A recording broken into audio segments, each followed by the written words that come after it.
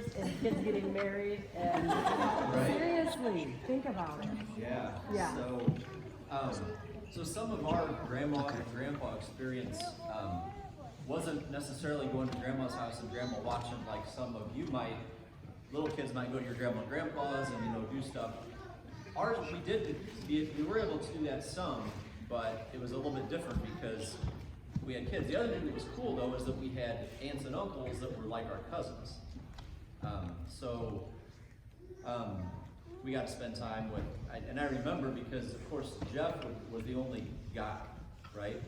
And so when the first grandkid was a boy, everybody said Jeff was like so excited that I was there and he had another guy, right? That was like a blood camaraderie dude, right? Instead of all these women that were around. And so anyway, that was exciting. I guess the other thing that was different and unique for us and for me was that I got to spend a lot of time with Grandpa. At the dealership, because pretty much from the time I could read, Dad had me as slave labor in the parts department. So, and even great-grandpa Grimm, who most of you probably don't know, but I'd be in the parts department, and so we would like match up all the oil filters and put them away, which we thought was fun. We didn't realize we were actually helping. But we'd get that done, and then we'd go sit and watch TV, and then great-grandpa would come in and bring us like a 50-cent piece and give us a 50-cent piece for doing that work on Saturdays or whatever. So that was fun. But I did get to work with Grandpa. He was still at the dealership some. By the time I was old enough I did sales for a little bit my freshman year at college. And so Grandpa was there at that time. And so I got to spend some time with him. And I remember one time that I was coming back from college and stopped by to get some Mexican food at a place called Elna Grimm, which was Grandpa and Jeff's favorite. And they happened to be there at the time, so we got to have lunch together. So I got some of those memories that a lot of you didn't get to have with him dying as young as he did. And then, of course, being up in Minnesota, have so many memories being up there. And the later years that Grandpa was there, is so involved with the church and so involved with Morris that if we were there for a week and Grandpa was there the whole week, we might get to see him like 2 days. Because other than us that were up early fishing, by the time we got back from fishing, he was already gone. And then he would be gone most of the day doing church work. And so if we could like drag him into the boat for a day or two, that was a lot at that time. But for years when I was in high school, I mowed their grass, and so I could go out there and do stuff, and he'd come home from work and get to spend some time with him. So that was, I think, pretty unique being older and something that a lot of the younger ones don't necessarily have that. I guess the other benefit that we had is that I got to get baptized, and Grandpa was around and able to do my testimony, and so that was pretty cool to have some of those experiences and be able to do that. So I guess that's kind of the perspective of being one of the old people. Well, a lot of people may not know this, but Rick got baptized on the same day as Chuck and Eric and I. So we all four got baptized and gave our testimony the same weekend. So that was pretty special. Yeah, so anyway, yeah, if you want some old person perspective, then, yeah. So Erica actually started repenting first of our family. She was in high school, and I was a freshman in college. And then I actually had a cousin on my other side of the family, Rick Dietrich, who some of you might remember. And he died when he was, sophomore?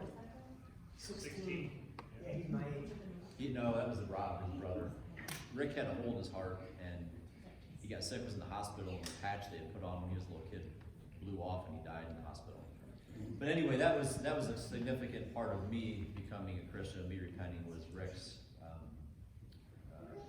his death and how that impacted me. In fact, I went. Grandpa's out of town, so when I was going to start repenting, I went over to Uncle Jay's, and I would go over there all the time. So I mean, it wasn't anything unusual. But I came to the door, and he came to the door, and he looked at me and he said, "You're not here to play basketball, are you?" So he knew why I was there, and so that was pretty cool. But so I started cutting then, Doug started cutting that later that night. So then we all got baptized a little bit later that year. So that was a cool thing. So anyway, I won't take too much time, but I could give you lots and lots of stuff, lots of memories. But I will say that I love to fish, obviously, for those of you that know me. I can't take pictures unless there's a fish in it, so. But I definitely learned my love of that from Grandpa. And definitely my wanting to explore and do different things. Like my dad, if we were at our lake, at Lake Latoka fishing, and catching a bunch of northern like that big all the time, but he knew that and that was fine, and he didn't want to do anything different. Well, Grandpa would want to go somewhere else. So you'd have to pack up the boat and get everything ready and do all this stuff. And why don't we just stay here? Why don't we go do stuff? But I definitely got the let's go and do something different. And so I think many times that like where I'm at now in my life, where I've been the last 10 years and how much I've learned about fishing. Like if Grandpa was still here, like I'd take him out and we'd have a blast. And we would go all kinds of different places. We would find new stuff and we would have so much fun and it would be great. But that's not what it is. So I take lots of other people, but that would have been a lot of fun. So anyway. Thanks. Who's next in age? Doug. Stacy. Let's hear from Stacy. Sorry. We know at least the first few. Apparently. So I'm in the middle of Chuck and Jill, and 3 months, 3 days. 3 months, 3 days. We're all in 3 months and 3 days. That cool. When I lived back at home, my mom and dad just lived, well, where they live now and where Uncle Jeff and Aunt Ruth lived, so it was only 2 miles down the road. So I would get to ride my bike down to Grandma's a lot. And so for those of you who are old enough to remember the computer with King's Quest and how we'd always fight over who got to play, I'd get to drive down or ride my bike down and have to think to myself for hours. It was great. I was terrible at it, but it was still fun. I remember mowing Grandma and Grandpa's yard. It took 7 hours of riding and 2 hours of pushing, and I got $3 an hour. And I thought I was making bank. I thought I was making bank. I get that check. It was pretty something else. But, I got to be there quite a bit, just being close to Lisa especially. We spent a lot of time together. And for those of you that don't know, my mom and dad were not converted people until I was about 9 years old. And so going to Grandma's house and seeing a Christian lifestyle, there's just something that drew me to that. It was the love that was there, that is still there now. It just was different than what I saw at home until my parents became converted. But I know they prayed and prayed for my mom and dad. And there'd be times they'd invite us over for supper and we'd be playing, and I knew they were talking religion upstairs because my dad trying to figure things out and why do you do this and why do you do that, but ultimately it was just about the salvation of the Lord, and I think how Grandma and Grandpa prayed, and that was just something that just really struck me, that they didn't say, they weren't preachy about things, they just prayed. And I think what they invested in was us, and you could tell it today.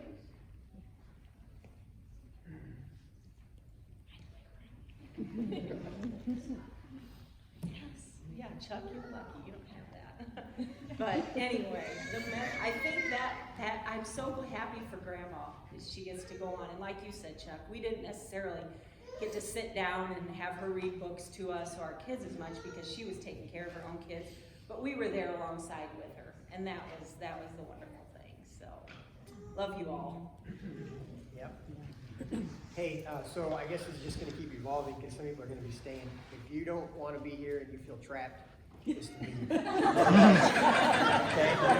No hard feelings. You don't have to be here. The rest of us are just waiting for pizza. Well, you have to leave for family gatherings. No offense to anybody when we get up.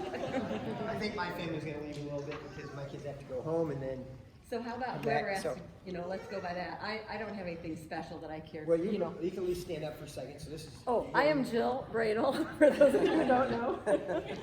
My mom is Peg. I'll stand over here. Anyway, yeah. Me and Bart and Scott, our siblings. But yeah, I'm just thankful to be in this family. I'm thankful for all of you. So. And you guys are, Great. like you said, Chuck, you're all three in the same class at school, right? Yeah, right. So we three were the oldest cousins. Yeah. Yeah. So And believe it or not, we were led all by in Chuck Goodfield Stacy. School, all in Goodfield School in one classroom. Yeah. From Pretty second, special. because I moved in second grade, so second, third, and fourth grade, we were all in the exact same class. And well, Lisa, so when we were all in first grade, Lisa was in fourth grade. Yeah, That I was wasn't the time there frame. yet, but yeah. Oh, that's true. Yeah, right, because then you came in, second grade, I think. Yep, But, second Yeah. But anyway, so yeah, Lisa taught me everything I know, and starting with the birds and the bees. Yes, I went home Yeah, Lisa taught crying me, because so. I learned about it and my mom was so mad. Imagine your youngest child telling your Something. youngest sister telling So, you she shouldn't. yeah. So I practically had an older sister, although I didn't. It's been good. One of the things that was really unique about this family, as you guys might have figured out, is the fact that there was 8 kids, but 7 of them lived within like 4 or 5 miles of each other. And the Hubers kind of wrecked it. They live far away. Added flavor.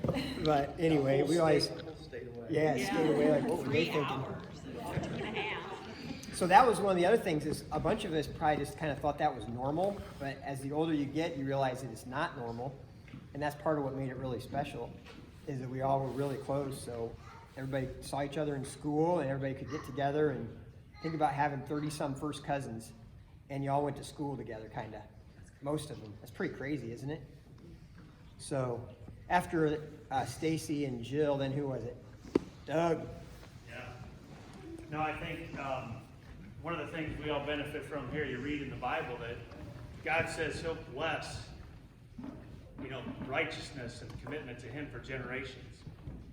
And it's not a promise. It's not that every single person is going to be, but I mean, all of us benefit from the legacy and the dedication to God's word that Grandma and Grandpa had even before them. And so it's just an encouragement to us as we lead our families, as some of us start to become grandparents, how we live our lives and the decisions that we make each and every day to treat people the way that the word commands us to is going to benefit our kids and can benefit for generations. And put God first in your life. And Chuck talked about repenting. Jenny and I were high school sweethearts. My wife now, but back then we were high school sweethearts. She went to a different church. We've been dating for 2 years when I decided to repent. I just knew God was calling me. So Jenny understood that. We basically had to break things off, and that was a really challenging time. Because I know I loved her, at the time. Didn't really know what God had planned for the future. But so I repented, and then about a year later, Jenny started coming to the church, and she repented, and then we got married a few years later. So God's been faithful to us. We've been away for 25 years, so a lot of you I don't see very often because we went and lived out in Indianapolis with Chuck for 8 years, and then we've been in New Jersey for 17 years. So it's hard being away at times, but I love coming home. I love seeing family. We've developed our own family out there. I mean, the kids, we found a great school and church out there, and that's really become our family because we don't have any family. But now our kids are starting to get married, and Bart, like you said, I mean, you don't just, a lot of families aren't all together, like we are, but you still have the memories. It's still great to come back and spend time with everyone. But Grandma and Grandpa didn't necessarily start that because they had it passed on to them, but we're all benefiting from their faithfulness. So, and we love you guys. If you ever want to come out to New Jersey, got a nice place in the summer. Got a pool. Got a bedroom downstairs. Got some place. We'd love to have you out. So that's an invitation to any of you if you ever want to come. We've had some that have come out, and Jill and John came out with some of the girls and had an awesome time. We can testify. It's Some worth others. it, guys. We'd love to have you. We've got 5 kids under the age of 6. Is that a problem?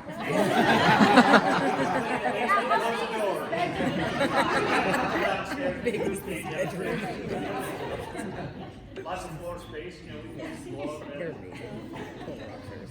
Family's great. Enjoy spending time. So when Doug was, so he had the first grandkid in our family, so Jacob is 24, 3? We'll be 25 in 25? a couple weeks. So it's kind of funny, Doug had Jacob and then Caleb and then Katie, and the common thing with most of Doug's kids is that none of them were planned. And so after like his fourth kid, I said, dude, you're gonna oops your way to 6 kids, I'm just telling you. And he had 5, and then he was done. So like Andrew is the same age as Taylor, so they're both like 14, 15, right? And I'm like, well, I guess I was wrong.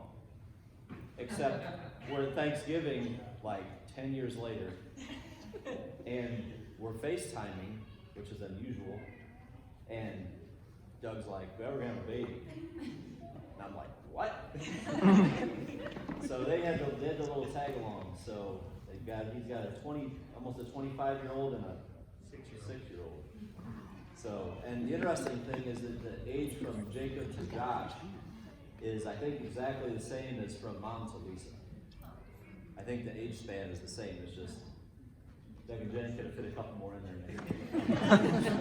Yeah, Josh was born 2 weeks before Jacob went to college, so that was Wow. But everybody needs a little Josh, so you're being blessed. for sure.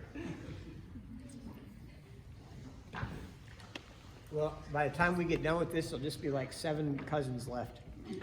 Everybody will keep dwindling away. Who's next in line? Or who needs to leave and wants to say something. Erica's next, and Chad.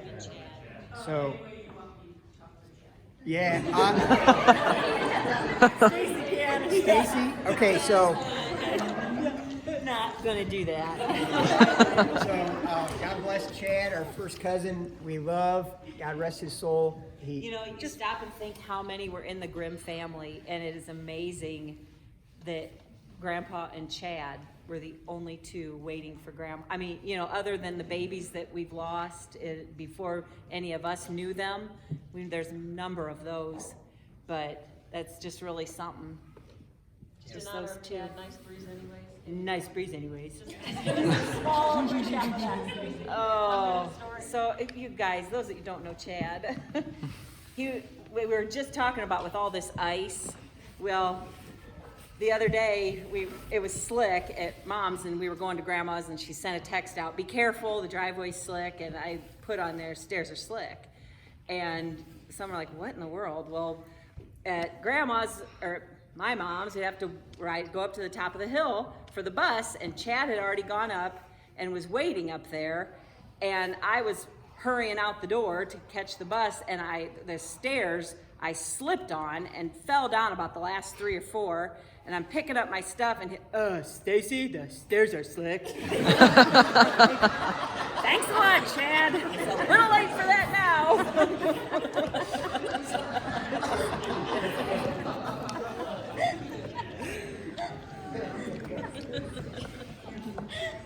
So, yeah. You want to add to that, Alex? Do you have any renditions that you'd like to add? I remember the whole story. Well, the nice breeze anyways, in case.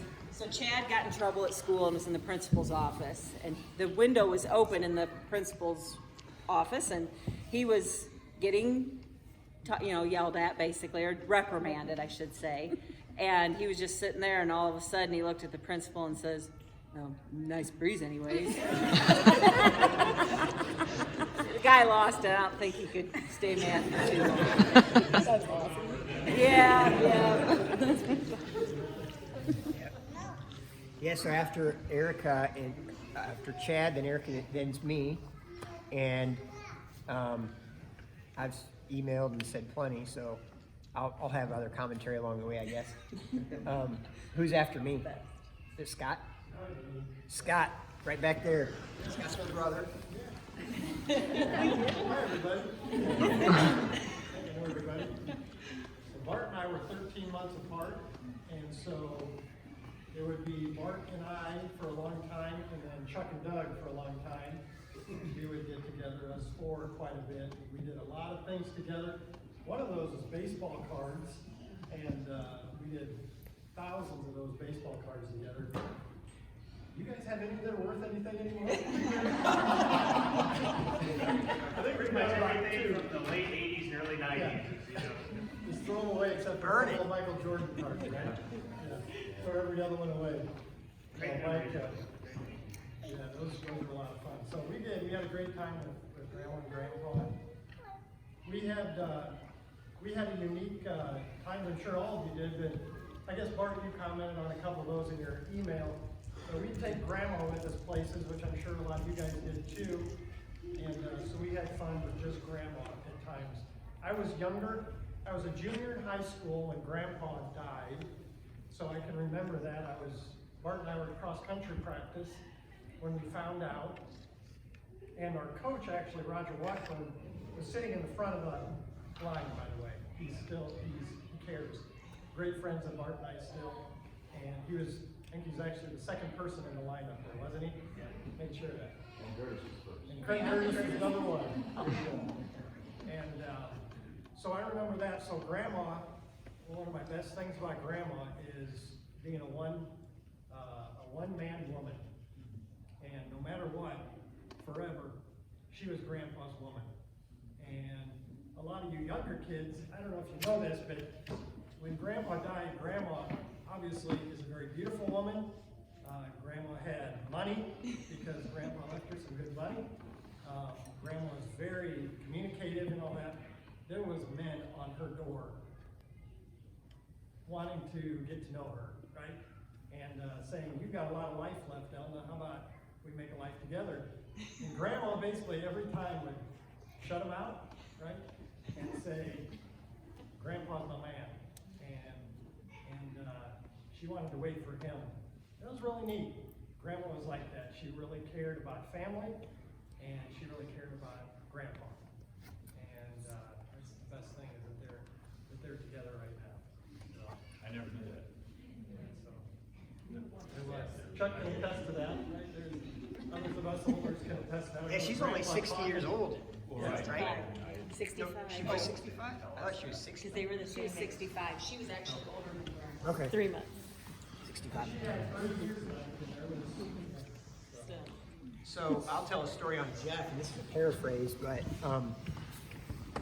after Grandpa died, he of course left Grandma some money, and Jeff was the guy who was kind of making sure it was all okay. And once in a while, because I worked with him, he'd bring me in and we'd talk just a little bit about how things were looking and stuff.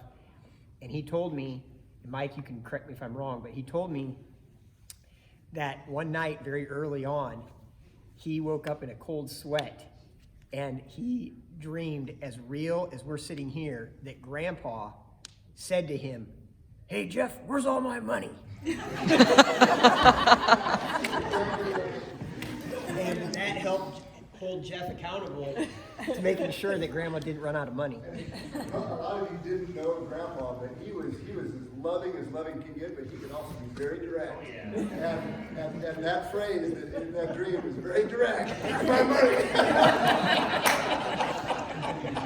So I will tell you guys something else that you may or may not know, but Jeff was always making sure that she lived on a budget, and he gave her a budget. I'm going to say all this now that everybody that's dead, but he gave her a budget, and the budget was pretty significant. And every year there would be extra money left in the budget, and almost the only place that she spent money was on the family. She spent money on birthdays, on anniversaries, and then she always wanted to make sure there was enough money to go to Indianapolis or something like that. But it was pretty funny because after a couple of years, we started looking at it and we're like, she's only spending a portion of this, and she's only spending it on her family. So she didn't die rich, but she was Just careful. because interest stopped. Yeah, that's right. That's all. But anyway, she cared, all she cared about was us. Now, one of the things that Scott said, Grandma being a one-woman man, I don't know if you guys know this, but my dad's parents were divorced when he was growing up. He was in high school or maybe middle school when they got divorced. But that really had an impact on him. And growing up, we had the Hart family and we had the Grimm family, and we spent 95% of our time with the Grimm family. Because the Hart family, had challenges, and Dad made up his mind that he was going to be faithful to my mom. And the reason I say that to all you kids that are married or not, we make decisions every day with our spouse or whoever. And those decisions make a difference. And they can take you down one path, they can take you down another path. And I'm thankful for my dad, and just, my dad's got his quirks, but he's been faithful. He's been faithful to my mom and our family, coming. He didn't have that heritage growing up. So, one, be thankful if you have that awesome heritage from both sides of your family. Be thankful for that, and if not, you can make a decision and change that. So, but the actions you take every day are what's building your future.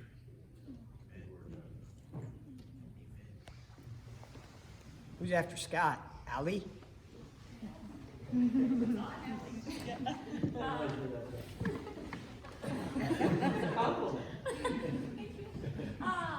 I don't have tons to add. I just remember I'm going to share one funny moment I had, and it didn't have to do with Grandma really, but going to Indianapolis, I think we were, and Roxy and myself and who else? Shar. Is she here? Are they here? She'll be here later. You're coming. Okay, well, this has to do with her. I wish she was here.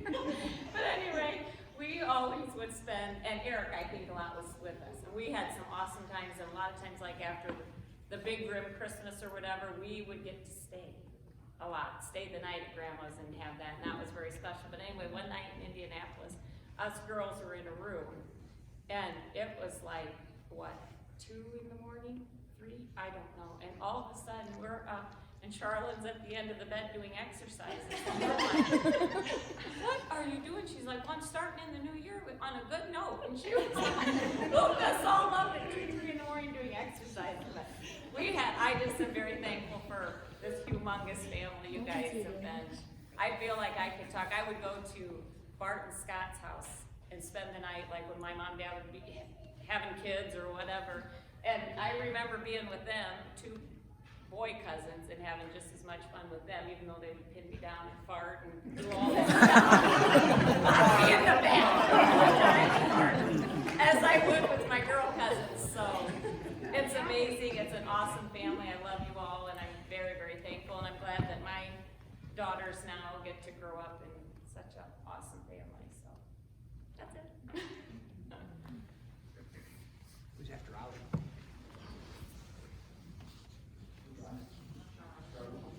Charlene, and then who?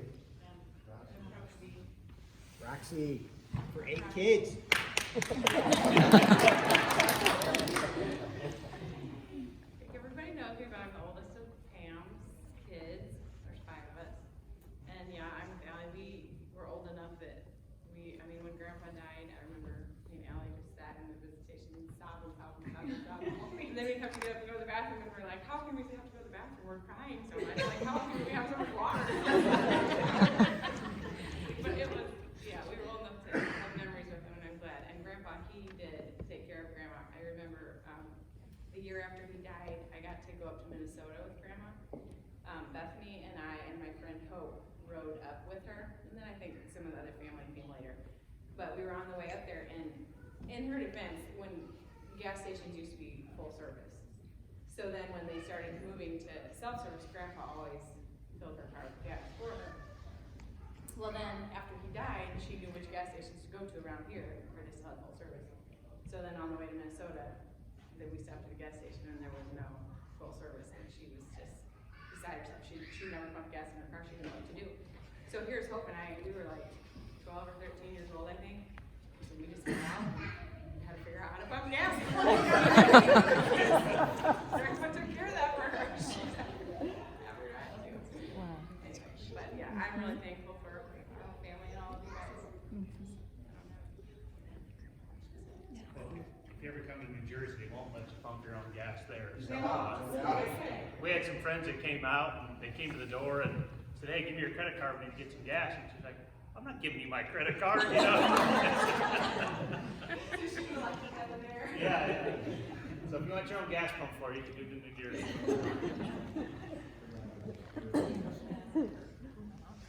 Who's next? So I just got 2 small things to share. A little window into both Grandpa and Grandma's personality, even a little bit more than we've already heard. So for those of you that didn't know Grandpa, he wasn't real huge on young kids. He enjoyed older kids and adults more than he did young kids. And so for those of us that have a lot of good memories, but we don't remember him as adults, he was pretty intimidating.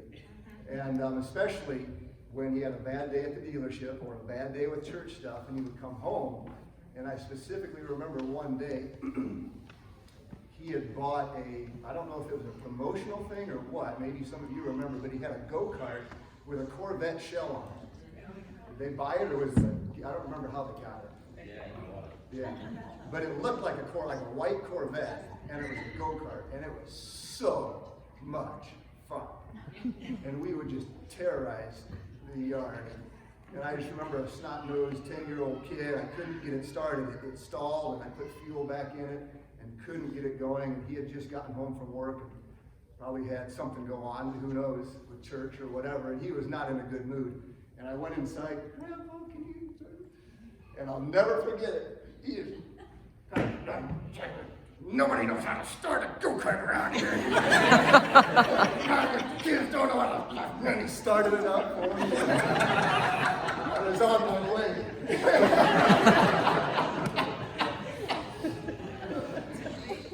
But he was, some of you already said it, but he was such an explorer. And one of Grandma's traits, she was not. But she loved to be part of it. If she could be an observer or just go along and just hold on to his cape while he flew off into some place, she loved it. And in '92, right before Grandpa died, when all of us were together that were part of the family then, one afternoon, Grandpa was bored, Dad was bored, and Grandma and I went along for the ride on a road trip up this curvy shelf road in the mountains in Colorado, just us four. And Grandma was a little bit nervous to begin with.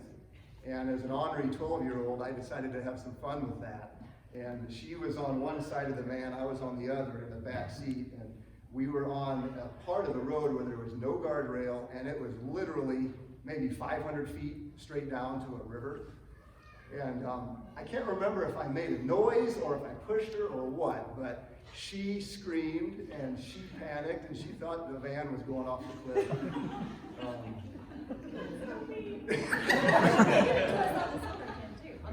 Yeah, we did it on the train too. Yes, yes. Ryan said, everybody does it right. Poor Grandma. But and even as an older lady, she loved to be part of the fun. And that's a special thing about her. That part of Jesus to enjoy each other and enjoy life. She was good at that.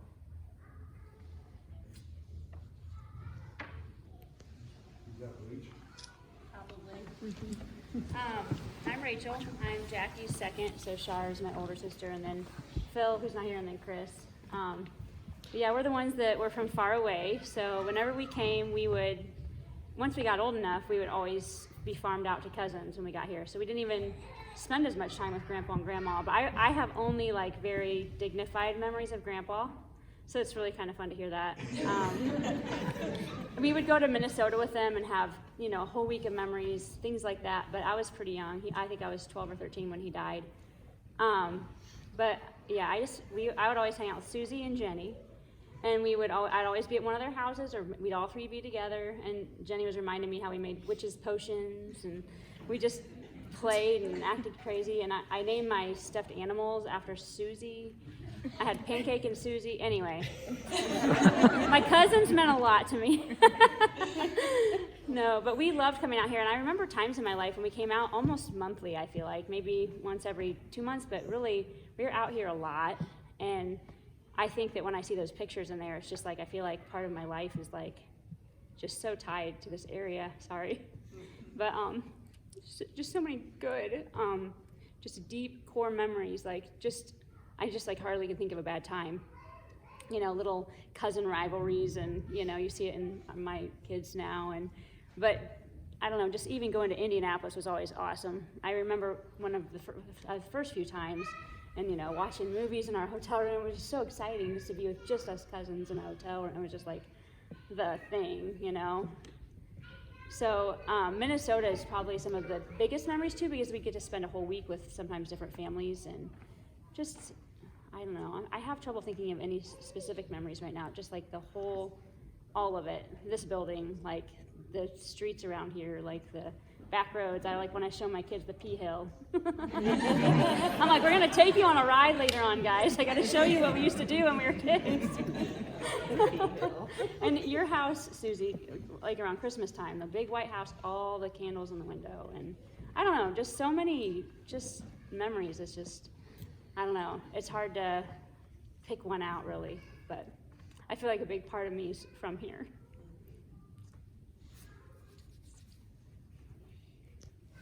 Next. Who's next? Yeah, kind of like Rach said, I was pretty young. I was in 6th grade when Grandpa died, so I don't have a lot of specific memories of him. The one I have of the big girls playing Dutch Blitz and him turning on his big band music. I don't know who it was exactly, but he came in his soft feet and was dancing, and they were like panicking because they were intense dancing. Their Dutch Blitz was intense and flat. So that's Herb Alpert, the T1 grass. yeah, that man. Love Yeah. that. Yes, when we'd go to Minnesota, we'd always turn that on the record. Yeah. Or the 8-track. You actually had an 8-track of it. Yeah.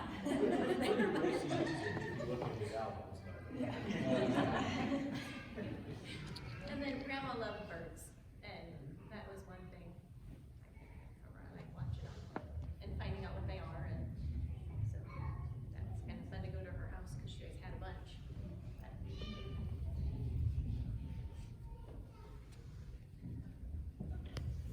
I'm Mark. I think I'm older than you, Jenny. Yeah. So Susie and Jenny and I are all the same age, kind of like Stacy and Jill and Chuck. I've just really enjoyed the emails that Bart, the email stream that you started. It's been really fun to read through that. So thanks to you guys. I think it seems like there's an older swath of memories and then some of the younger ones. So it's really been good, and I feel like even today I'm learning a lot about Grandpa and Grandma, of course, but I think just from each of you, Doug, I think it's some of the things that you've shared, just some really good words. I just see the Lord's kindness in generations, and so I'm kind of with Susie. Maybe I don't have, or Rachel, I don't have a distinct memory that comes to my mind. But I would say one of the things as I remember Grandma, I don't remember Grandpa very well, but you always knew that you were loved from little on up, and so I think that's probably a lasting memory that I have of her. So yeah, I echo the good things that have been shared, and thanks for sharing them. One thing I forgot. I never got invited over. There was always somebody bigger. Oh, no, seriously. Never too late.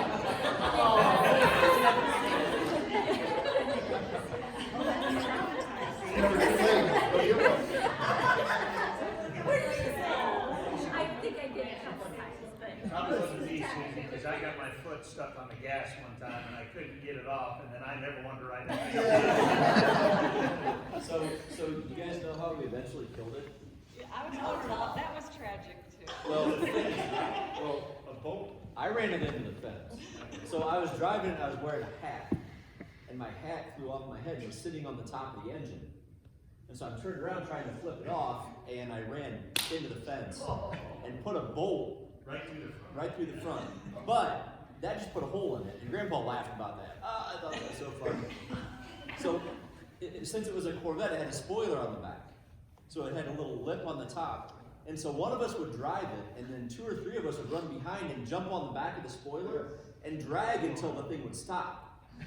So the guy's driving it with the foot slammed on the gas, and there's two guys hanging off the back of it, trying to stop it. And then that's when the other, I mean, it was like playing tag or something, but as soon as we got to stop, then somebody else got to drive, and then you would do the same thing, drive around the yard until somebody grabbed it on the back and drug it until it stopped. So I think that's eventually, but the body came off at one point.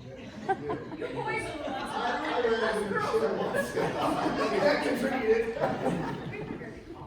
Quick story about Uncle Jeff. They had a snowmobile at Grandpa's, and Uncle Jeff had an adventurous spirit, let's say that. And I was always a little more cautious. And he'd throw you on the back of that snowmobile, and he'd take you where you didn't want to go, and eventually you get back, and you're just like, get me off of this thing. I think to this day, that's why I don't like four-wheelers and that kind of thing. There was always that hill on the other side of the lake, over behind the lake, that he'd take you up on a dirt bike and you wanted to watch, but you were so scared, you just hold on for dear life. He was bigger than life. Uncle Jeff was. He was just, do you remember us all he'd get on his hands and knees, and we'd all see if we could take him down. And there'd be like 8 of us on there. I just thought he was the strongest thing ever. I mean, how could he not fall when all of us kids were piling on top of him? And we were probably like, 10, 20 pounds each, but it was just still, it's like, oh. And he laid there with his foot behind his head. Yeah. And you always felt bad for Mike when he was younger, then Uncle Jeff would, Oh, yes. Mike would get blamed for something, then Uncle Jeff would come and lay down the law. I heard it once, I heard it 100 times. I wouldn't have put up with me, so stop it. I'm guilty before I'm even guilty.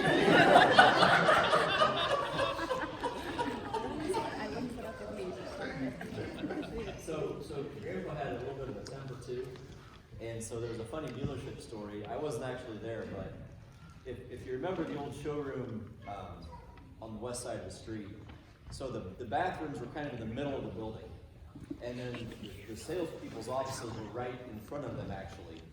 And so Grandpa had gone to the bathroom, and somebody didn't stomp down the garbage can, and so the trash was kind of coming. And so he's back there ranting. I don't know why people can't stomp down. All you gotta do is take your foot and stomp down the garbage can. And he's saying it real loud, and the customer's looking at the salesperson, kind of this look on his face, and they go, "Who is that?" And the salesman goes, "I think it's the janitor."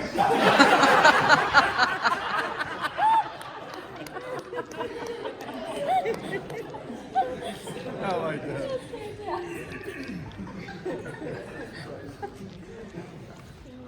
I remember the M&M machine. Remember the M&M machine that Grandpa and Grandma had? So we'd come from Indiana, and us kids, we made a beeline. Because we knew, as soon as the parents remembered it was going to be put up high, we'd go and we'd just get as many handfuls as we can, and literally within 10 minutes, it would be so high we couldn't reach it. Every time. So yeah, that was... Before you got there, she wanted us to have it. It was our parents. Nope. Put it right up. You can go to it's at my mom and dad's now. And then it's been Yes. passed down to our kids. Yes, and it has M&Ms in it. Can't imagine. I'm Jenny, so my kids are like younger, Jeff's daughter.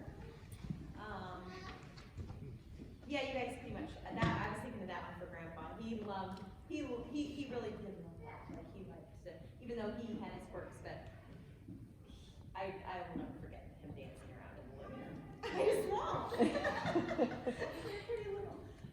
Grandma, she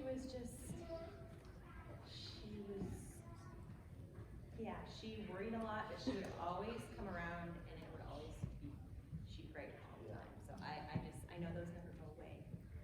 So and thanks for all, people are sharing their testimonies, and this is awesome. So, if you don't mind, I'm Matt. I got married to this family, so my first introduction was the bike ramp at the lake. I don't know if any of you got in on that, but I didn't even really know whose lake it was. And then Hey Scott, you want to tell us about the beginnings of that?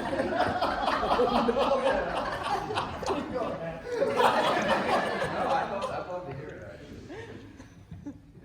Jeff Steffen, right? Well, me and a buddy of mine, Jeff Steffen, yeah, Jeff was very adventuresome also, so he was always had some great ideas, and then between the two of us, we were both very athletic type people that could do crazy things and not get hurt. And so we built this great bike ramp with a sheet of plywood, 4x8 sheet of plywood, that literally went up, and at the end of it, it was straight up. And we bent it so it was curved, and we'd come screaming down the hill at Jeff's house. We'd come down the hill, and on little bicycles that you had when you were younger. And then you'd hit that bike ramp and go shooting in the air. I think there's pictures of it, right? I'm sure most have seen pictures.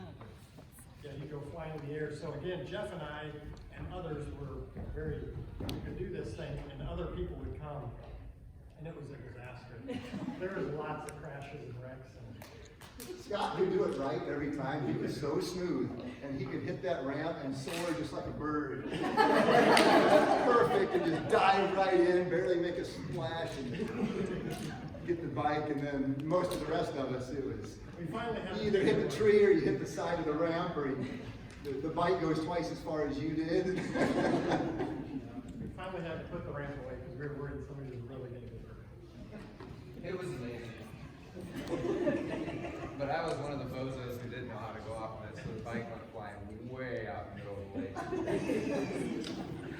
But, long story short, same lake, I had no clue whose lake it was until years later, there was a young group function there, and my future wife it was her family's lake. And it was pretty amazing experience. The only thing I wanted to say is dovetail off of what Doug said. When Jenny and I got married, she thought it was normal to have all Christians on both sides of the family who were super close-knit. And it's an amazing legacy to have that many people who love Jesus in the family. Because I didn't, both my parents are amazing Christians, and we had a really good family experience, but so many of the people on both sides of the family don't love the Lord, and it's worth so much.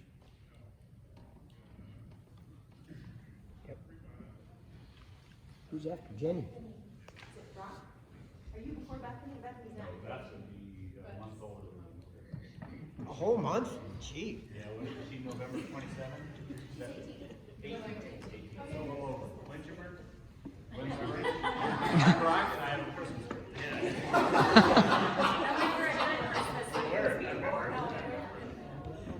Yeah. No, it's been good to hear everybody's memories. I have several memories. Something you guys have said have really spurred a lot of memories. One of them, Stacy, did they leave? Yeah. She mentioned mowing. Who here mowed for Grandma and Grandpa? Lots of us. I mean, and I got $20. So I think I was one of the first one that mowed on Parkside. Is that the name of the first? Yeah. So you were proud. You were actually No, proud. I didn't ever mow out at the old place. Maybe one time out there, but I was more like Doug. We were just saying, like, I wasn't much of a risk taker. I didn't get a ride to go-kart till it was completely ruined. I only got to see the Corvette body when I had just an engine, pedals, and a steering wheel. What about your big wheel adventure? Yeah, I don't remember that. I'll never forget. I'll never forget that. So that was the end of my risk taking. I think it was Bethany when Trish Brooke just fell off the deck. And she was like, what? He drove his thing off the deck. You guys remember that deck had like a horse design? That was a kid accident waiting to happen. Kids could crawl over the railing, and there was about 3 or 4 feet that you could walk. Yeah, with no railing. But I wrecked that go-kart really bad one time. I don't remember how I did it, but there was like a bunch of hedge down in the little valley, right down from the waterfall area. And I smashed that thing into those, and I remember I had a goose egg over my eye, and I had a Little League baseball game that afternoon, and Dad made me go play in it, and I couldn't hardly see out of it. I remember sledding down that hill past the swing set. You guys remember doing that? And I think it would have been the grandma bought, yeah. I don't think we did that much when you guys lived there. Cause when did you guys move in there, Mike? How long? I was 17. Yeah, so we wouldn't have really went sledding, but so it had to do with grandmother, but I remember sledding down that hill and, yeah, I don't know, a lot of good memories and you guys are in all, love you all and I echo what everybody said, and since we're in the AC church, it would be fitting for me to say to add, but only take away.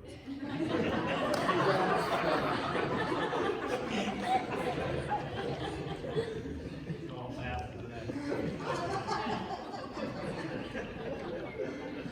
My mom always shared a story about them sledding. I don't know if you guys have heard it, but like they had a hill. It was whenever they'd sled, and there was a wire across. And so I think Terry would be in front. And so when they got to it, she'd yell, "Duck!" and they'd all duck in time to go under a wire. They could have just decapitated them. So anyway, that's kind of a funny thing that my mom always remembers from growing up with her sisters. Maybe Jeff too. Who's next?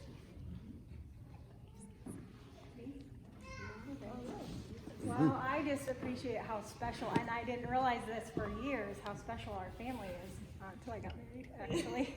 But growing up, and I was probably one of the older of the younger generation, where I remember mostly grandma at her new house and that sort of thing. So anyway, family get-togethers was like the highlight of our year, month, year, like that's what we looked forward to.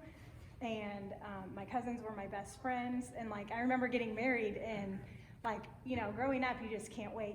You daydream about getting married someday and taking them to the Grimm family get-togethers. And I remember some of the first ones, like Mark wasn't really like super excited about it, and I just remember thinking, why? Like, this is like the best ever. I mean, I just didn't get it, but it is really special that.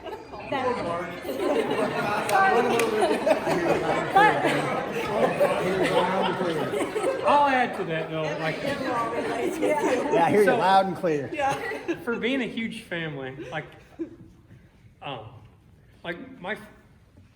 my families are okay, but not everybody gets along in any of my families. Yeah.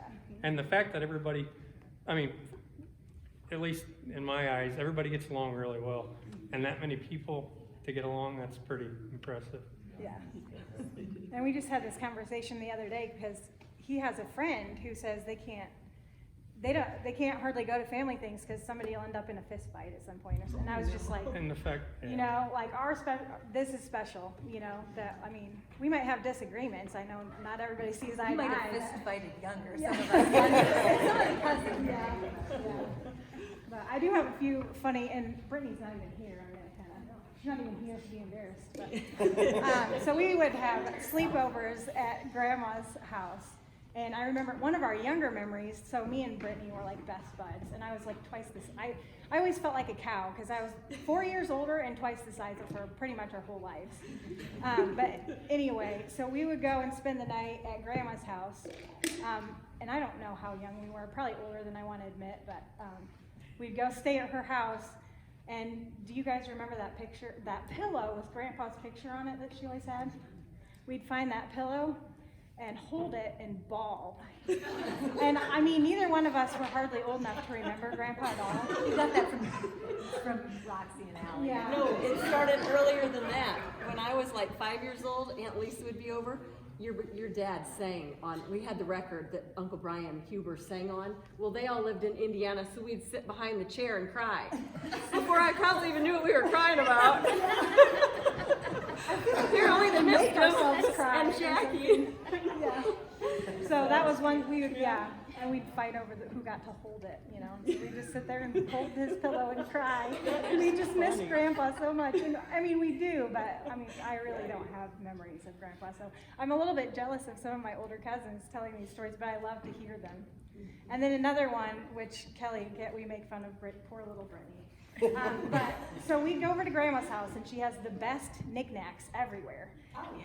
You know, and we always wanted them. Didn't you want to take them home? But we were too polite to ask. You would never ask Grandma to take something home, but Brittany would ask her, and Grandma would let her take it home. And we'd all be like, "Excuse me," just because we were polite enough. enough not to ask, and you get it. So poor Brittany, we made fun of her a lot. So you just engaged Brittany to ask for you? No, she didn't. She got to take it home. But I was also lucky enough to be able to take my kids to grandma's a lot. We spent a lot of days at grandma's. In her older years, yep, the girls would go down to the toy room and, well, Lane probably a few times, and I'd talk to her about all her books and take some home. So, yep. She enjoyed that too. She would Yeah. speak of that. Yeah, I loved it. So in Minnesota, we ended up vacationing a lot with Kirk and Libby when Amy and Kelly were babies, little girls. And so Doug and I and Kurt were always out screwing around. So we'd be out skiing or fishing or doing whatever. And at some point during the week, Libby would always say, "You know, this is my vacation too."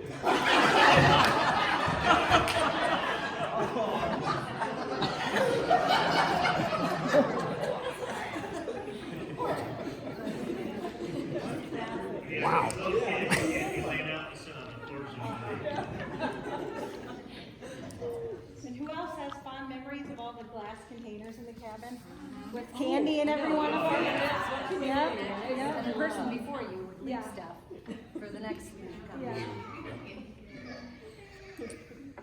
You hope you're up there with grandma in case they deplete. Yeah. Thank you, Amy. Who's next? Keith, I think. was next. Keith is not here. Keith and me, actually, I believe almost all, so between me, or Amy, Keith, me, Cassie, Marla, Kristen, Brittany, I think someone said that almost all the aunts were pregnant at the same time. I think even Terry had a miscarriage maybe. And, yeah, so I think there was a time that almost all the aunts, so we kind of are the baby boomers in the group. No, I love hearing all you older ones talk about Grandpa, because just sitting here, I keep thinking, oh, maybe that's where I get it. I thought this would be a good time to share this story. I thought about emailing it, but I didn't. I called Grandma, it was probably in the spring. It's kind of happened when things were shut down. I remember talking to her for a while. I drove to the grocery store and just sat there in the parking lot and was talking to her, and I remember asking, I was a little overwhelmed with my children at the time, and I remember thinking, I'm gonna pick her brain, get some wisdom, and I remember kind of asking her, like, Grandma, you know, when you had a lot of little kids, and did you ever have a time that you just were really overwhelmed? What did you do? And I don't know. I mean, my pregnancies were horrible. But she said, I just loved my babies, and my kids were so good. And I remember thinking, well, thanks a lot. I was glad she had good memories, and that was helpful. But I love Mike when you said Grandpa wasn't a kid person. Maybe he wasn't. He was. He would get maybe a little more frustrated easier. I think maybe he would have had more wisdom for me. So I was glad to hear that. Grandma was always so patient and so kind, and I think I got maybe more of Grandpa's. So I do enjoy hearing that. But Last time we went to visit Grandma, she made a comment about all these little kids are just such a blessing, right? And my kids sitting there, my mom's never called me a blessing. Let me unpack that even more. So we had Jaden was 3.5, Andrew was 2, when we had twin girls. So we had 4 kids under 4. And Aunt Pam, one time in church, it was just one of those chaos days, 4 little kids, and it was just total chaos. And Pam comes up, Amber, people tell you these are the best years of your life. They're liars. Don't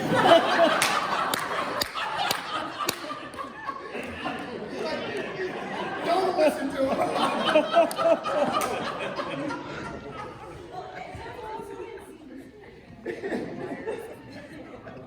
But I do feel like Grandma was one that loved them.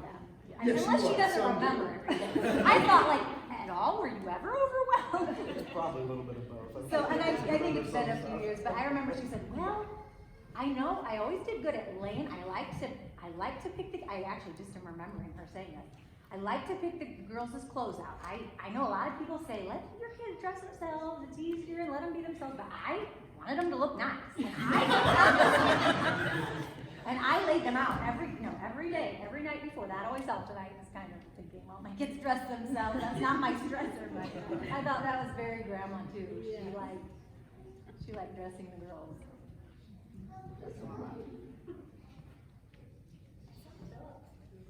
Yep. So who's next? Come in, Phil. Come in.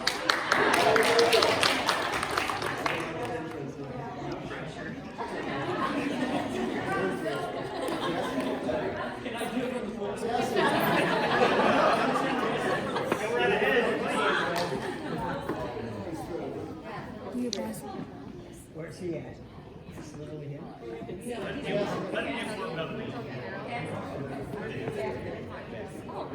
No, so I'm after Kelly, I guess, and like she said, there was a group of us, and still, I feel like my cousins are some of my very best friends. Even now, that was such a rare, awesome thing. But going to school like we did, there was kind of like, I don't want to say a pride thing, but it kind of was like, oh, you're great. Like they knew all of our teachers would know, like, oh, this is so-and-so's cousin, all the way down. It was just like, there was this, you're another Grimm, and I always kind of like, just liked that. I liked knowing that. And I shared some of my memories through the emails. That was smart, that was awesome. I loved reading through them. You did a good job. I Oh, you did. I always just loved talking to Grandma, and that, like what I put in there, how everything, she had her opinion, but it was always just a polite way of saying it. And it just was that, she had a way of insulting, but it was always very tastefully done and kind. I remember one of the last conversations I had with her. We talked for almost 2 hours on the phone. And that was a good time. I was able to talk, and it was about the food. And she had just, bless her, they tried to do good, but it was, especially after COVID, it was just, it would get to her room cold, and it was just yuck. And she'd just gotten her breakfast. She said, oh, you'll just have to excuse me, I'm in a bit of a mood. I do not like sausage. I don't like it. And this morning, they brought in my plate this huge brown colored thing. It's a giant sausage. And she's like, I can hardly look at the thing, much less eat it. Maybe if I was some farmer. But and the minute she said it, then I'm sorry, they are, and then she'd go back, they're so good to us here, so it's like,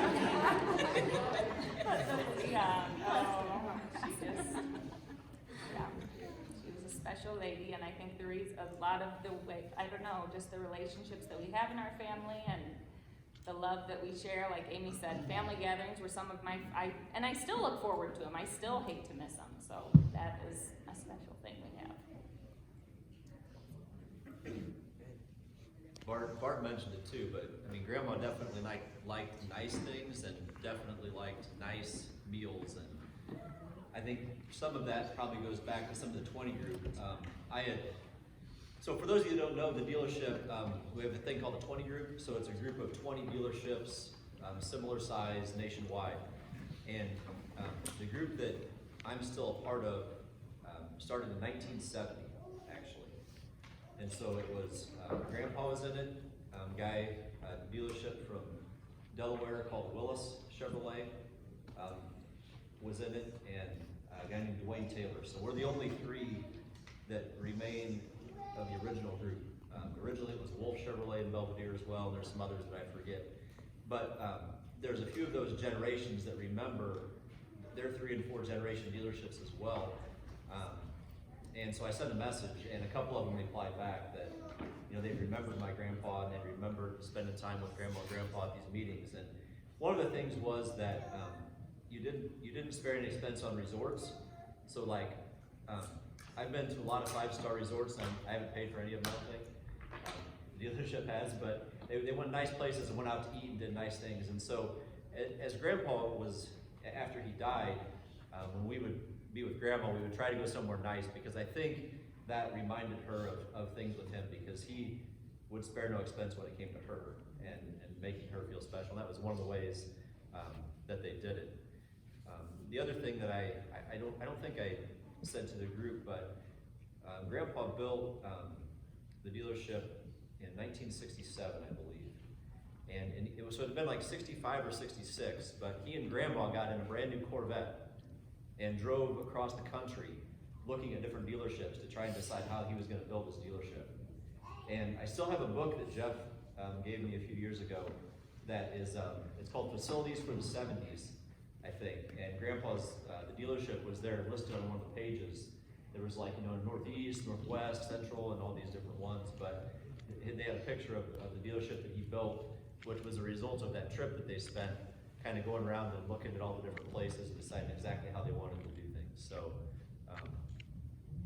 just, things that you kind of find out over time. The other thing, from a dealership perspective, that Bart and I don't do, I think Grandpa fell for every advertising knick-knack you could ever have between like 1950 and 1970, because like you guys probably all remember the colorful Bob Grimm cups. People have brought in chalk holders, like you hold your chalk to write on the board. Bottle, the pop bottle tops, paper clips, like plastic paper clips. I've got so many different things. I've got a ruler from 1959 in my office. And I think he bought every advertising thing you could ever think of, and at some point in time. But it's pretty cool as people kind of bring different things in. But there's definitely a lot of that stuff. I said like the yellow, Bob Grimm coats that we had in Minnesota, right? And different things. There's just so many different things that he did over the years. It's cool to get them back now and look at them.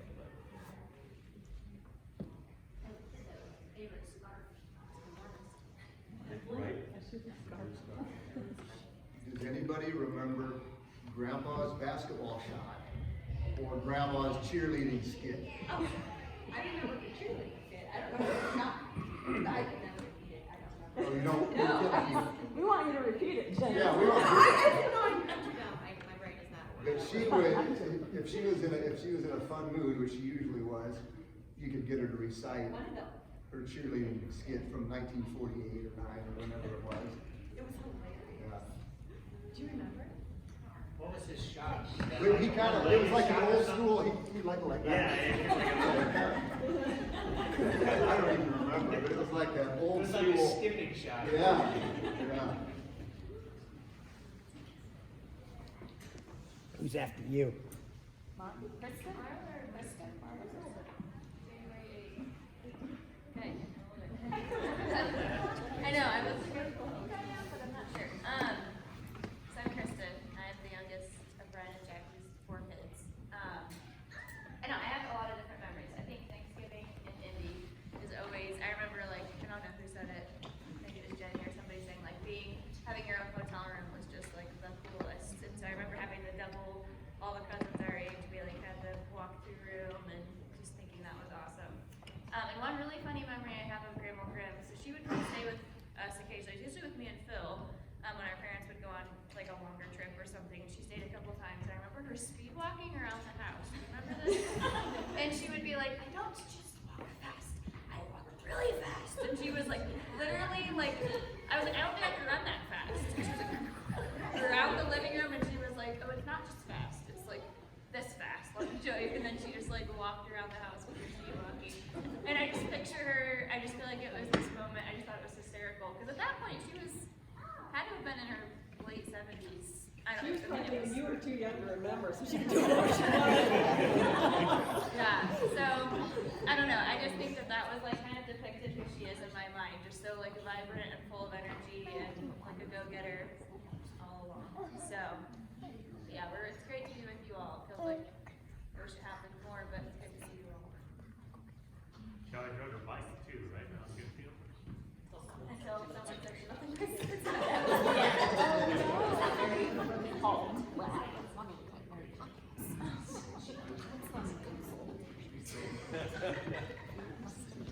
Thanks, Kristen.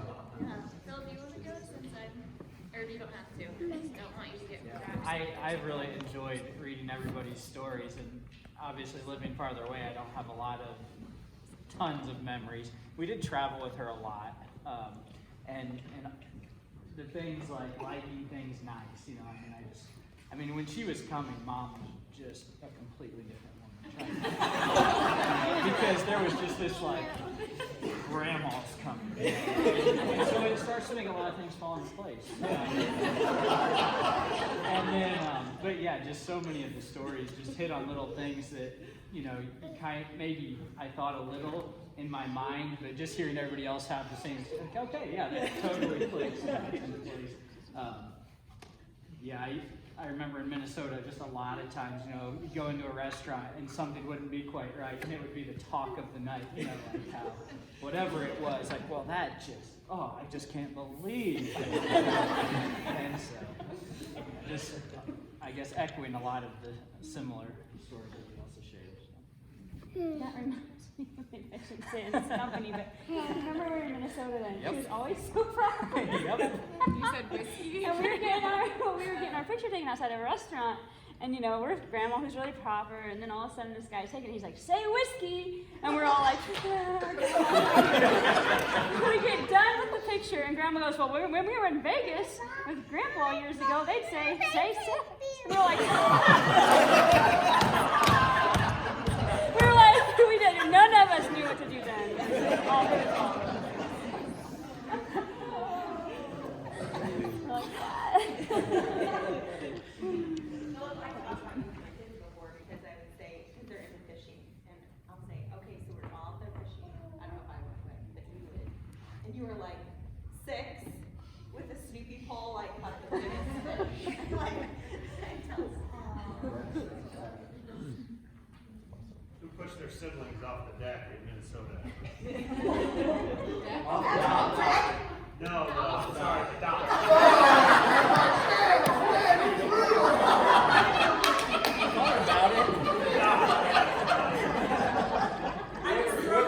Who got pushed to the lake by their sibling? Yeah, right before dinner, wallet in your pocket, ready to go. I just saw that picture.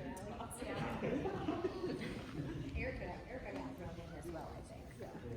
One of the funnest things to do in Minnesota was to water ski and soak sunbathers that had no idea. Fun for the skier.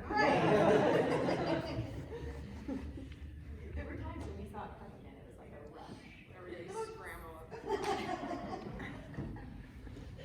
Who's after you? Or Me? Yeah. I just echo what everybody said. I love hearing the memories that I don't have. Being a little younger, I have to say the cousins having this many this close in age is same thing. They are some of my very best friends. It's amazing, and I don't realize how uncommon that is. Sleepovers, I think grandma to have, I mean, she was raising her other kids when you guys were little, but then to continue to have us all night. I remember always packing a overnight bag when we went to family things, and I got the nickname just in case. Just in case an opportunity came up to stay at grandma's. See, I think that was because of the Indiana, because of you guys. I don't When you know, coming from Yeah. Indiana, then otherwise everybody just goes home. Yes. Yes. Yeah. So we have a lot So of that made that. it special. Grandma's ability to her genuine love of all of us can blow my mind. How it was never a competition for her love. It was never comparing, but she somehow made everybody feel equally loved.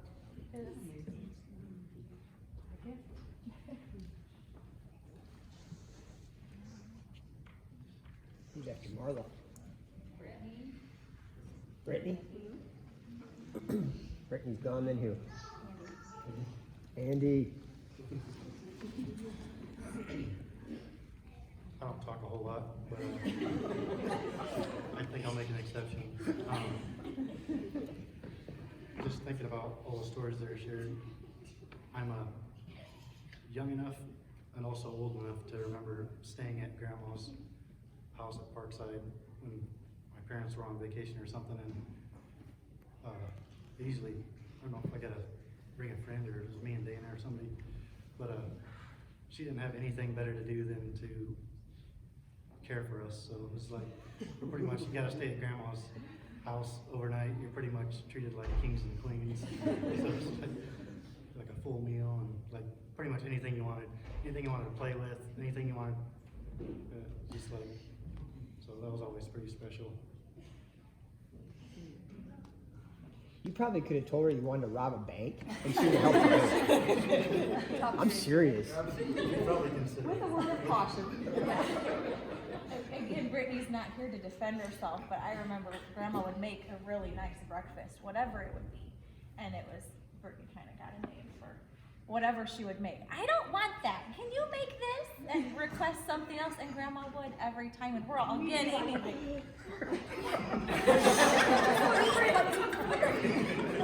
In Brittany's defense, she lived pretty close to Grandma. I think she was there probably a lot more than any of us. Up to that age. I think she felt a little more comfortable with Grandma. Grandma didn't seem to mind. She just got it figured out. Brittany, you better go over here.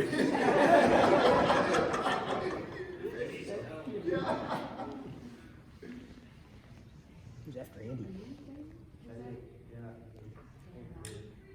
Oh, yeah, it's Rob. Yeah, That's yeah, yours.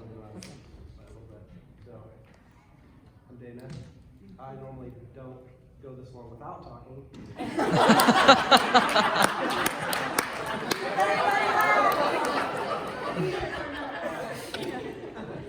You got the 4 now. Yeah. It's really fun to hear all everybody's stories. Grandpa, somebody's gonna have to correct me. He passed in November. No, September. Yeah, September, right before I was born. So I'm the first grandkid that was born after. So he was like untouched. Like all the stories I heard growing up. I mean, obviously we're here for grandma, but like grandpa, like growing up, it's fun. As I get older, I finally get to hear the way more fun stories. But yeah, growing up. But even the same thing, even with grandma. I mean, I was young enough where she was like, and old enough, like, dignified grandma. Like, that's who she was. Yeah, and I remember staying over, she'd always kind of wait at us hand and foot. But yeah, so it's been fun to grow up and hear a lot, especially the older cousins, their stories. Because yeah, for me, hearing about grandpa growing up, and then honestly being with grandma while she was old enough to be, they were always, like the perfect grandparents. And so, but it's been fun. Yeah, so. The best memories that I have are for sure, and Grandma was there with us a few different times, the cabin in Minnesota. We're so fortunate and blessed, or however you want to say it, like every year we went up for like a week or two. Like I thought that was normal. Then I mean somebody like, oh yeah, we went home, like it didn't go on vacation. I just thought it was normal. Like everybody doesn't go on vacation every year for like a week or two. It's like, but yeah, until I was in my 20s, like every year we went up there. And so those were awesome memories, and skiing and fishing and everything. And then so it was me, Andy, and Robbie were Seth would get in there, and then I kind of like keeping the people a little bit further in there. Me, Andy, and Robbie, and Seth were always really close. And so it was good times. So I won't say a whole lot more, but yeah, it's fun to hear all the stories. I love hearing all the stories, especially the ones that their humanity comes out, because it was the most fun for me, because like I said, growing up, hearing about grandpa with everybody, and that's the other thing that was actually super interesting. Everybody knew grandpa. Like everybody that knew my parents, like when we go, no matter what, I'd always hear stuff about grandpa, and then obviously grandma too. And so we're pretty lucky. We're pretty connected in a good way. Actually, there was one thing before I forget. I've talked to a couple people, so the word legacy has been used a couple times, and that's one of the things I've thought about. And so, Grandma and Grandpa, they left a legacy with the dealership and some of that stuff a little bit. Way more importantly, it is a huge family. Like, we are super, super lucky. Like, that's, I don't know, it's pretty cool. What Dana said along with, just Grandpa was like this icon, because I didn't ever know him, just all the stories. And I told my mom, The Sound of Music, Captain Von Trapp, and there was a picture of Grandpa when he was in the can you guys picture it with his Navy hat, or Navy, was that Rias?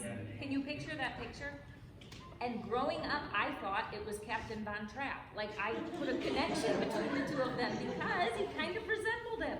And he was this, it was like, in my mind, it was like, that was Grandpa, the Von Trapp children.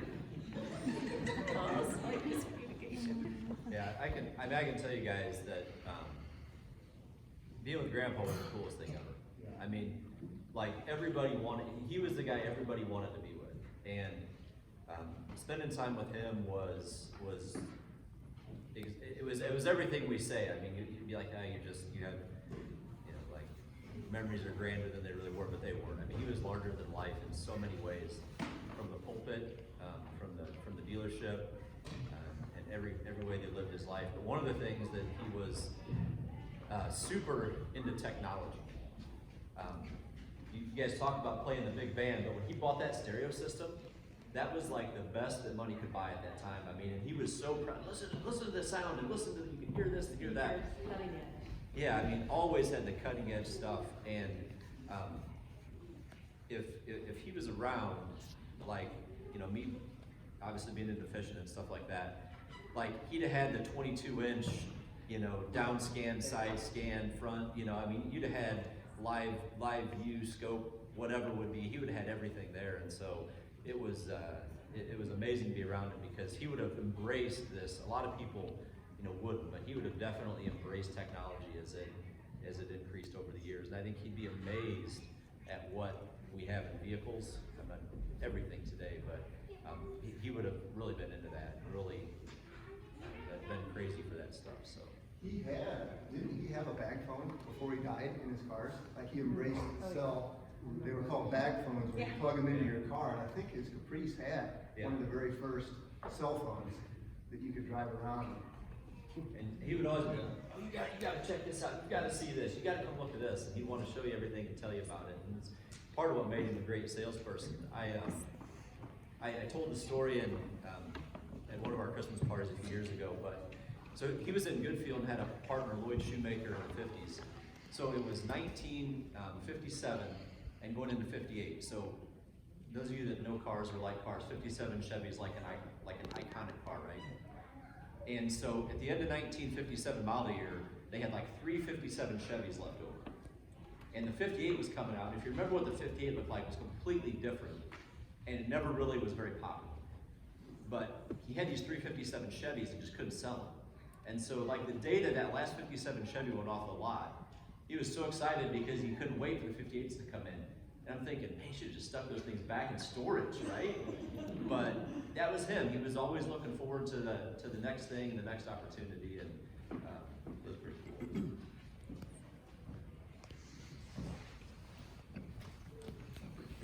Who's next? Robbie is. But he's gone.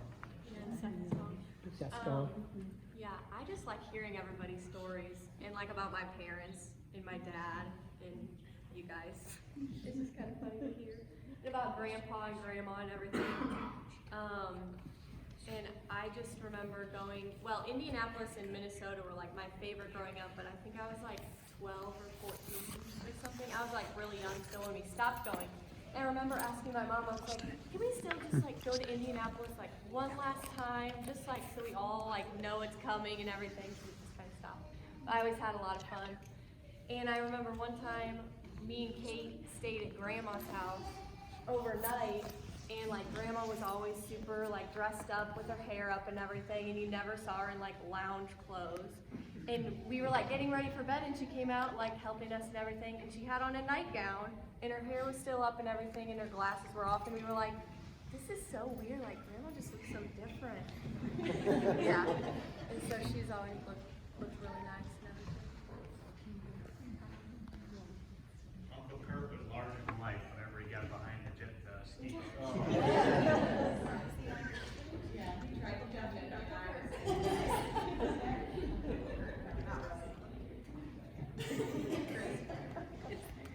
We'd be out fishing, so we'd be in the fishing boat, and we'd be like just trolling real slow, and we would always troll in reverse, so you really couldn't go anywhere fast. And so we would just kind of, mind our own business, and then we'd see a boat coming across the lake, and then you'd see Kurt with a smile on his face, and just drench the entire boat. You were sitting ducks, you couldn't go anywhere, and he would just soak you with a wall of water, and just be laughing the whole time. The other story about Kurt, him and Libby would take turns driving up to Minnesota, so whenever it was Libby's turn to drive, Kurt was supposed to go in the back and sleep, but then he'd go in the back and turn on the movie or something. He'd be watching, at least that's the story, he'd be watching movies the time when he was supposed to be sleeping all the time.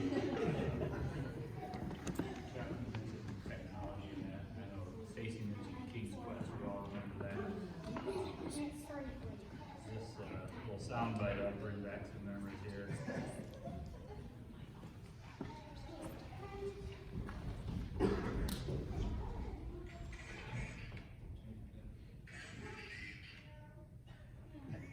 The old football Is game. that football? Yeah.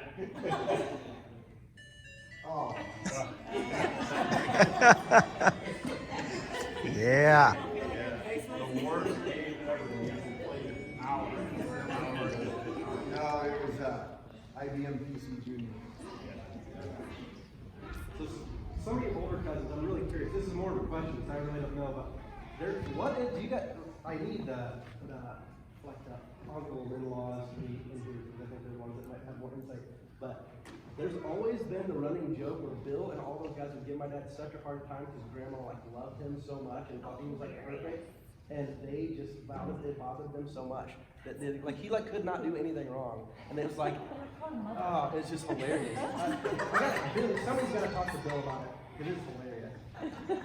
So, but does that not ring any bells for anybody? I don't know. That's funny, that's cute. But the men might, the men might. Yeah.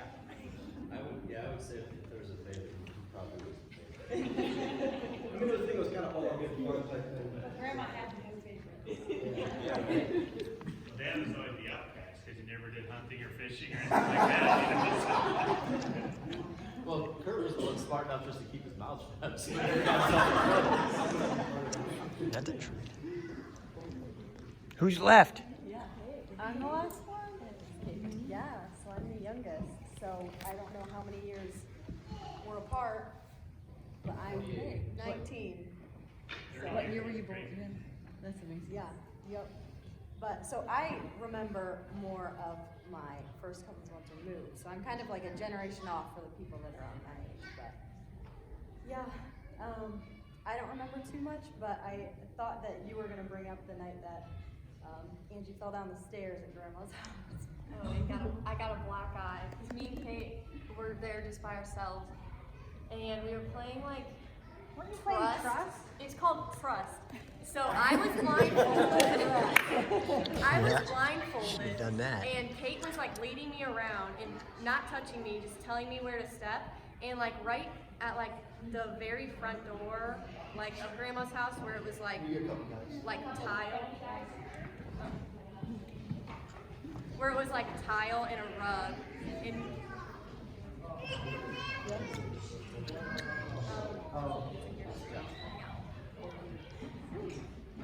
Go ahead. But anyway, so Kate would say like big step for me to take a big step, so I stepped across the tile so I didn't know where I was, so I would still be on carpet. And she said big step, and I was right at the top of the stairs, so I took like this huge step forward and like rolled down the stairs.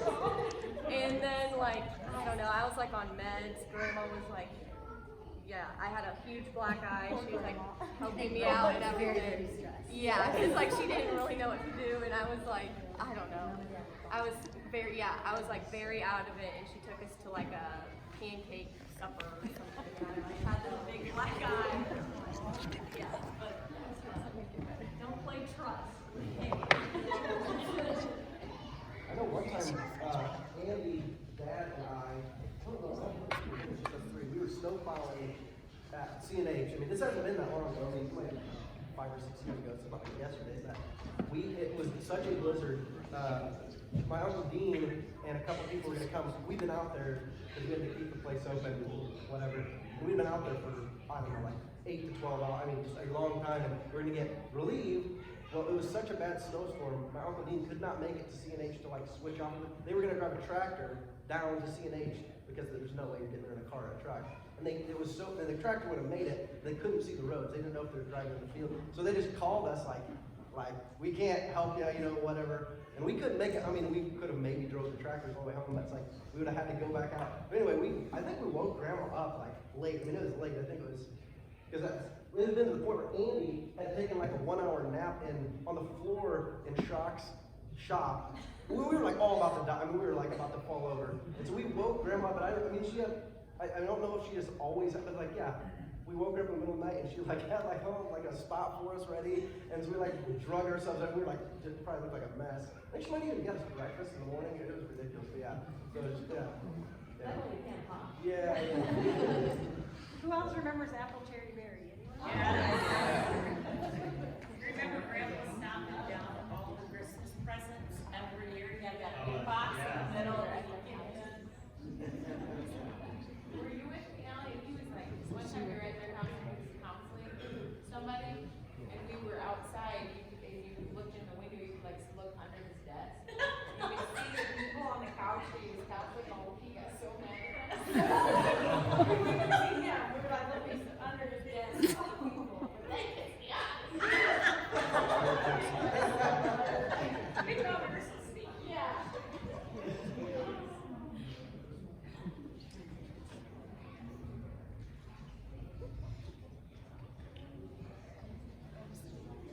I asked Mom one time if he ever got mad because I never really saw that side of him, and she said one time she remembers she was working at the dealership. My mom. And they had had trouble with a customer, I don't know what the situation was. It turns out this customer came in to pay his bill for his car in pennies. And he was in a meeting, and she said normally when he's in a meeting we don't bother him, but she didn't know what to do, so she just wrote a note and went in and slipped it to him, and she said that is one time where. Were you mad about the pennies or mad at Mom? Well, not the guy with the pennies, because like apparently he had been a big, I don't know what, it had been a ongoing thing. And this was kind of like the. Pennies.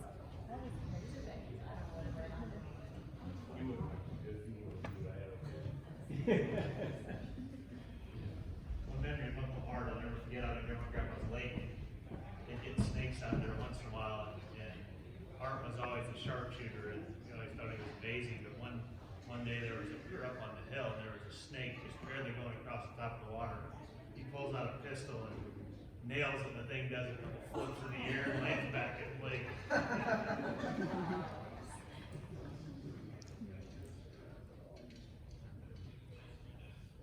Well, when I when I got my proposal from John, Grandpa was the one who gave it to me. He was the elder at that time. And Grandpa's advice to me when he gave me John's name to pray about was, don't just say yes because you feel sorry for the guy. So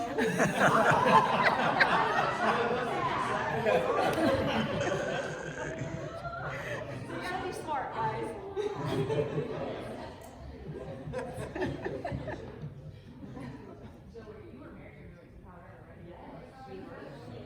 were the only ones. Stacy got married a couple months later. Yeah. We went through all of Grandma's albums, picture albums that she had. There was maybe 7 or 8 of them. So I don't know if we should bring them somewhere, or maybe even the next family thing. I'm sure our parents will go through, but there's a lot of neat pictures in there. So, yeah. Amy, was that Kelly, Amy, did you guys do that video? No. No? Yeah. Oh, okay. We just all sent Will it. that be available? They may know, like, you can go to the I think they website. said, You that can go to the I think they website, said see it all the would, pictures. yeah. Yeah. My mom said that we somehow, but she acted like we'd have access. I know. Yeah, I know, it went fast.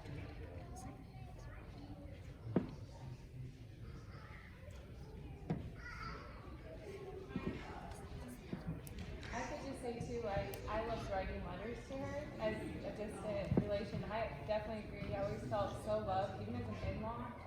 And I enjoyed just knowing she was praying.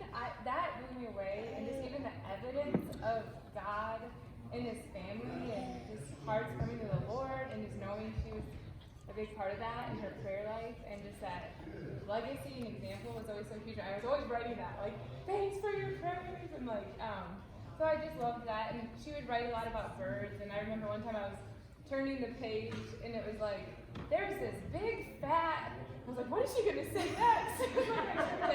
And it was bird outside her window. And I was like, that does not sound like her to say big fat. Like, what is gonna be next? And it was a bird outside her window. And I was like, oh yes, of course, a bird. But she was always so proper and sweet and very loving. Loved her bird puzzles.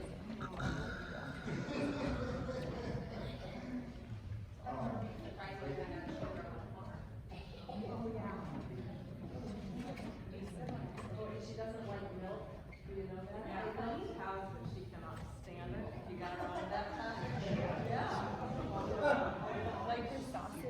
Yeah, along the lines of sausage. And did you know that she was gonna go to acting school? That she got a the lady from Roanoke was in her class, Jet Hoolin, a cousin, but anyway, her friend she was passed a scholarship on, and she was gonna use the scholarship to go to acting school at ISU, I think. And yes, she was gonna, to drama, dramatics. Yeah. And then anyway, her mom was having babies and she felt like she should go back home and help her mom or something. So her plan changed. She passed it. Back then you could pass scholarships on, so she passed it to someone else. Did you know that her dream was to do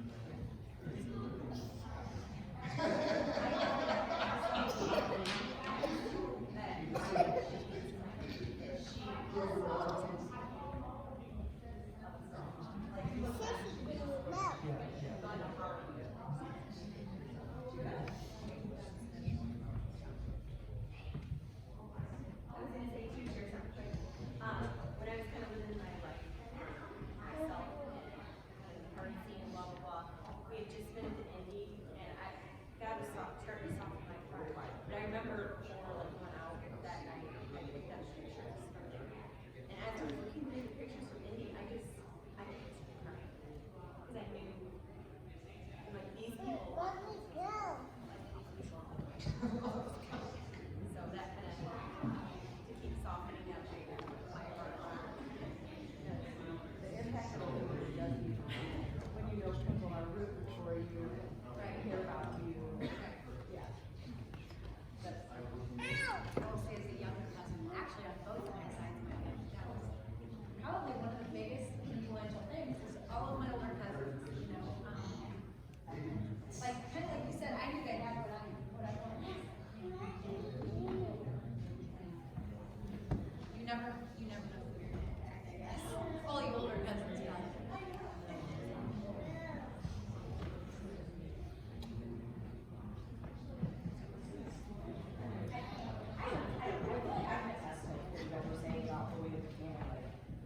Just like the vibe of this movie, like the love.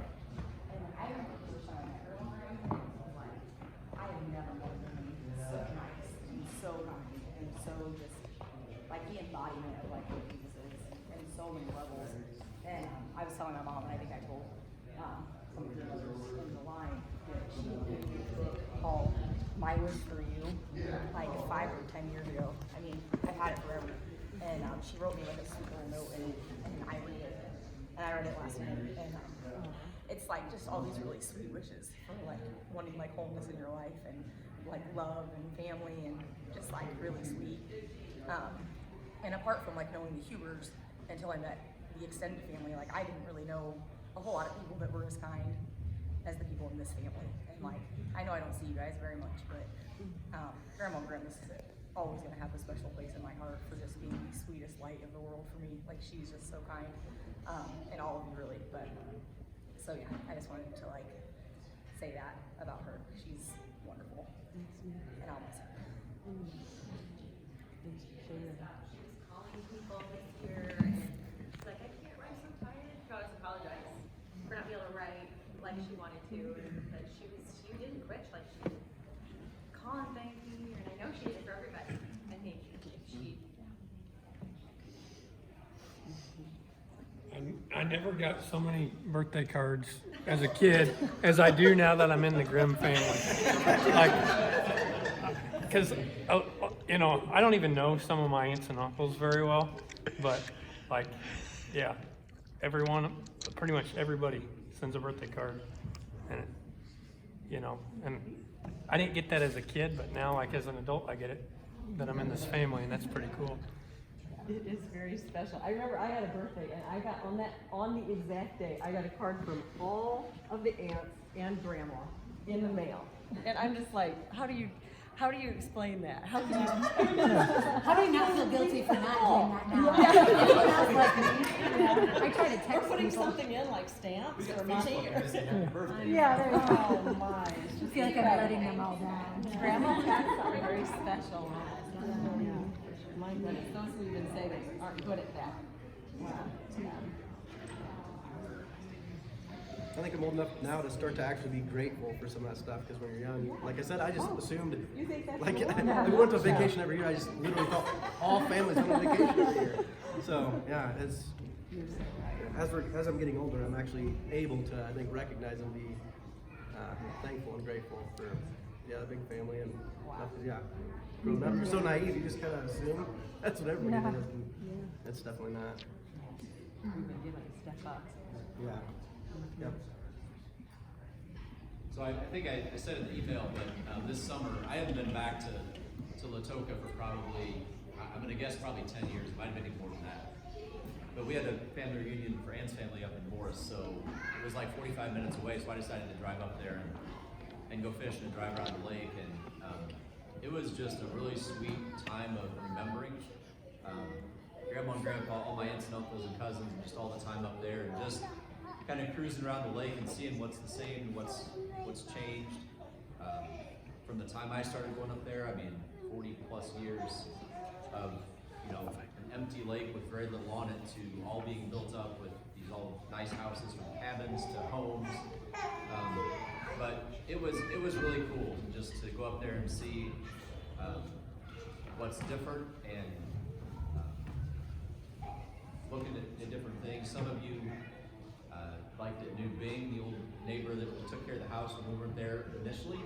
And it always made me mad because he'd go out in this little canoe and he'd come back with like a whole bunch of crappie, and we never could catch crappie.